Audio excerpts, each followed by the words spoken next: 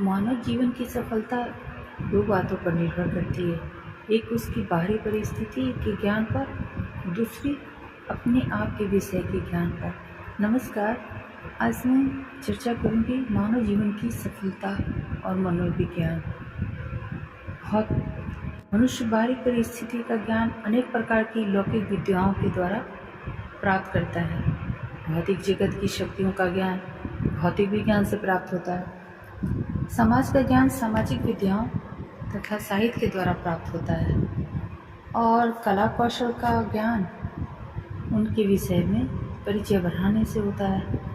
जो व्यक्ति अपने कार्य क्षेत्र की बातों का जितना ही अधिक ज्ञान करता है, वह उतनी ही कुशलता के साथ अपने सामने आने वाली परिस्थितियों से लड़ सकता है और उस पर विजय प्राप्त कर सकता है। जो लोग अपने आप को पदार्थ विज्ञान से अनभिज्ञ रखना चाहते हैं, वे उस विद्या के जानने वाले लोगों की अपेक्षा कम सामर्थ्यवान होते हैं। इसी प्रकार समाज का उचित ज्ञान न रखने वाले लोग सामाजिक कार्यों में भूल करते हैं और उद्योग धंधे तथा कला कौशल का परिचय न रखने वाले व्यक्ति अपने आप को ही निकम्मा सिद्ध करते हैं। अपनी समस्याओं को हल करने के लिए मनुष्य को सभी प्रकार का लौकिक ज्ञान होना बहुत ही आवश्यक है, परंतु इस ज्ञान से भी अधिक आवश्यकता अपने मन के विषय में ज्ञान की है। हमारे सामने आने वाली अनेक परिस्थितियाँ और समस्याएं मन की ही बनाई हुई होती हैं। जैसे जैसे हम उन्हें हल करते जाते हैं, वे और भी जटिल होती जाती हैं। कितनी ही समस्याएं एक समस्या के सोचते समय उठ खड़ी होती हैं। यदि हम पहली समस्या के संबंध में चिंता करने से बच जाते तो वे समस्याएं नहीं उठती। कभी कभी देखा गया है कि मनुष्य किसी काम को बड़ी लगन के साथ करता है, परंतु वो अचानक अपने भीतर से प्रेरणा पाता है कि उस काम को बंद कर दे। कितने ही विद्यार्थी अपनी परीक्षा के लिए पूरे मन से पढ़ना चाहते हैं, परंतु न जाने कहाँ से विघ्नप्रद विचार उनके मन में आ जाते हैं और इसके कारण वे हाथ में लिए हुए कार्य को पूरा नहीं कर पाते। अचानक उनमें अरुचि बढ़ जाती है। वे चित्त को जितना ही एकाग्र करने की चेष्टा करते हैं, उनका मन उतना ही दूसरी ओर भागता है। कभी कभी किसी काम के करते समय कोई साधारण सी घटना घटित हो जाती है। उस घटना के विषय में भूल जाना हमें श्रेयस्कर दिखाई पड़ता है, परंतु प्रयत्न करने पर भी हम उसे भूल नहीं पाते। हम जितना ही अपने मन से लड़ते हैं, हमारा मन उतना ही दूसरी ओर जाता है। हम नहीं जानते कि हम ऐसी अवस्था में क्या करें। इसी तरह अनेक प्रकार की विघ्न बाधाएं अनायास हमारे काम में पड़ जाती हैं, जिनका कारण बाह्य परिस्थितियों में नहीं रहता, वरन हमारे मन में ही रहता है। जिन लोगों ने मानसिक रोगियों की मनोवृत्ति का अध्ययन किया है, वे इस बात को सरलता से देख सकेंगे कि मनुष्य का मन कैसे अनेक प्रकार की समस्याओं को अपनी कल्पना से ही उत्पन्न कर लेता है, कैसे वह तिल का तार बना लेता है और कैसे वह परोक्ष रूप से बाहरी परिस्थितियों से लड़ता हुआ वास्तव में आंतरिक परिस्थिति से ही लड़ता रहता है। वो अपनी कल्पनाओं में अनेक ऐसे शत्रुओं को देखता है और उन्हें वश में करने की चेष्टा करता है, जो वास्तव में शत्रु ही नहीं है। अपने जीवन को सफल बनाने के लिए प्रत्येक मनुष्य को अपनी बाह्य परिस्थितियों से लड़ना पड़ता है। इन पर विजय प्राप्त करने के लिए भी उसे अपनी मानसिक शक्तियों का ज्ञान होना अत्यंत आवश्यक है।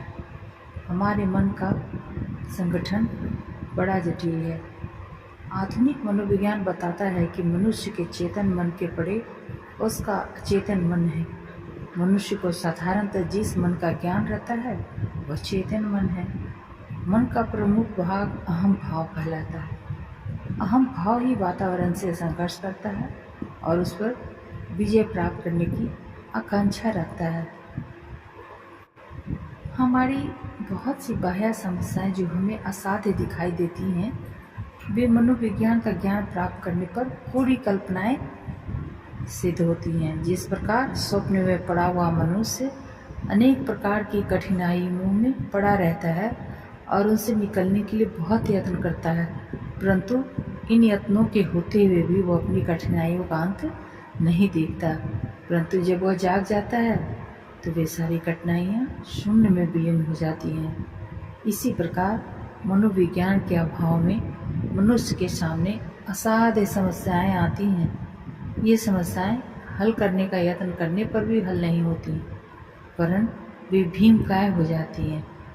परंतु जब मनुष्य अपने आप का ज्ञान करता है, जब वो अपनी गुप्त मानसिक क्रियाओं को समझने लगता है, तो ये सारी समस्याएं बाहर न दिखाई देकर अपने भीतर ही दिखाई देने लगती हैं। बाहरी समस्याएं आंतरिक समस्याओं का आरोपण मात्र सिद्ध होती हैं। मन की असाधारण अवस्था में देखा गया है कि मनुष्य जिन जिन बातों के लिए दूसरे लोगों को दोषी मानता है, वे वास्तव में उसी में रहती हैं। कितने लोग दूसरे लोगों की निंदा करने की आदत की शिकायत किया करते हैं। कितने ही लोग अपने साथियों की विषय लोलुपता, ईर्ष्या, धूर्तता आदि बातों की शिकायत करते हैं।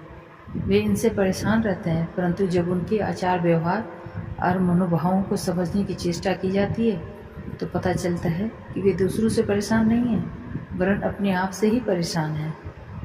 जिन अवगुणों को वे दूसरों में देखते हैं, वे उनमें ही वर्तमान हैं। अपने आप को समझने की शक्ति के अभाव में ही मनुष्य अपने अवगुणों को अपने से बाहर दूसरे लोगों में देखता है।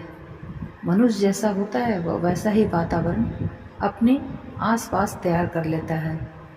यदि वह एक स्थान को छोड़कर दूसरे स्थान पर चला जाए तो उसकी समस्याएं भी उसके साथ चली जाती हैं।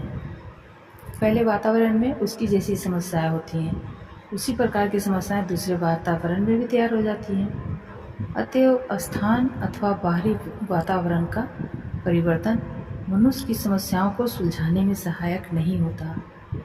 मनुष्य अपने स्वत्व से इतना बंधा हुआ है कि वह अपने से संबंध रखने वाली किसी भी वस्तु को निरपेक्ष भाव से देखने में असमर्थ होता है। कभी कभी कुशल से कुशल चिंतक अपने से संबंध रखने वाली बातों में भारी भूल करते हैं। इन लोगों में अपने आप को समझने की शक्ति नहीं होती। जिन व्यक्तियों में शक्ति नहीं है वे मनोवैज्ञानिक दृष्टि से बच्चे ही हैं। वे उम्र में चाहे जितना ही बढ़ जाए, विद्या प्राप्त कर लें, समाज में ऊंचा स्थान प्राप्त कर लें, परंतु जब तक उनमें अपने आप पर निरपेक्ष रूप से विचार करने की शक्ति नहीं आती, तब तक उन्हें हम पौर व्यक्ति नहीं कह सकते। ऐसे व्यक्तियों के विचारों का भरोसा नहीं किया जा सकता। जिन व्यक्तियों से आत्मनिरीक्षण की शक्ति नहीं होती, जो व्यक्ति अपने आप का मनोवैज्ञानिक अध्ययन करने से भागते हैं, वे सरलता से भावों के प्रवाह में बह जाते हैं। उनके राग द्वेष उन्हें जिधर ले जाते हैं वे उधर ही चले जाते हैं। इस प्रकार वे अपने जीवन में अनेक प्रकार की समस्याओं को तैयार करते रहते हैं और उनके हल करने में अपना सारा समय व्यर्थ खर्च कर देते हैं। जो मनुष्य अपने आप को जानकर और अपने जीवन के वास्तविक लक्ष्य को पहचानकर अपने विचारों का संचालन करता है, तो वह अपने जीवन में किसी भी असाध्य कठिनाई की अनुभूति नहीं करता। उसके मंसूबे ऐसे नहीं होते जो उसे खंदक में डाल दे। वह सब काम सहज भाव से करता है और कठिन से कठिन परिस्थितियों में वह प्रसन्नचित्त रहता है।